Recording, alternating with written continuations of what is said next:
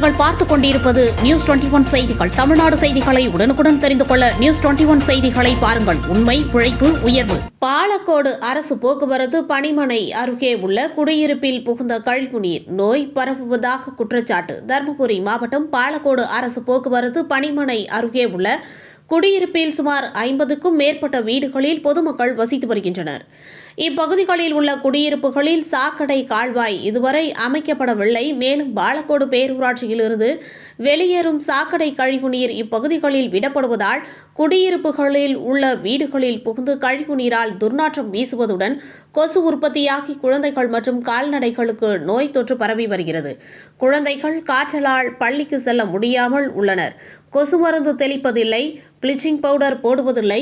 அதிகாரிகள் வரும்பொழுது கண் துடைப்பு நாடகம் மட்டுமே நடத்துகின்றனர். எங்களின் சுகாதாரம் கேள்விக்குறியாகி உள்ளது. மாவட்ட ஆட்சியரால் ஒரு நாள் இங்கே வசிக்க முடியுமா? நிம்மதியாக சாப்பிட முடியவில்லை, தூங்க முடியவில்லை. எனவே உடனடியாக தேங்கி நிற்கும் சாக்கடை கழிவு நீரை அப்புறப்படுத்தி மீண்டும் சாக்கடை நீர் தேங்காதவாறு நடவடிக்கை எடுக்க வேண்டும். இல்லாவிட்டால் சாலை மறியலில் ஈடுபடுவோம் என எச்சரித்துள்ளனர். நியூஸ் 21 செய்திகளுக்காக தருமபுரி மாவட்ட புகைப்பட கலைஞர் முனியப்பன். கவிதா, இந்த ஏரியாவில் தான் நான் வசிச்சுட்டு இருக்கிறேன் 15 வருஷமா. எத்தனை டைம் நம்ம போய் தகவல் கொடுத்தாலும் ஏடிஎஸ் டிப்போவை பார்க்குறாங்க, பங்கு கிட்ட பார்க்குறாங்க. ஆனால் அதுக்கு தக்க நடவடிக்கை எடுத்ததே கிடையாது. வராங்க, அந்த டைம் மட்டும் மண் வாரி விடுறாங்க. மழை டைமில் மட்டும் 10 நாள் தண்ணி தேங்காமல் போயிட்டுருக்கு.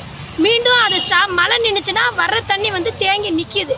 அதனால் கொசுவும் மாடெல்லாம் பாருங்கள் அப்படியே ரத்தமாக கசிஞ்சு அது உடம்பெல்லாம் ரொம்ப இதாக இருக்குது. அப்போ அந்த மனுஷனோட நிலைமையை என்னங்கிறத நீங்கள் தான் பார்த்துருக்கணும்.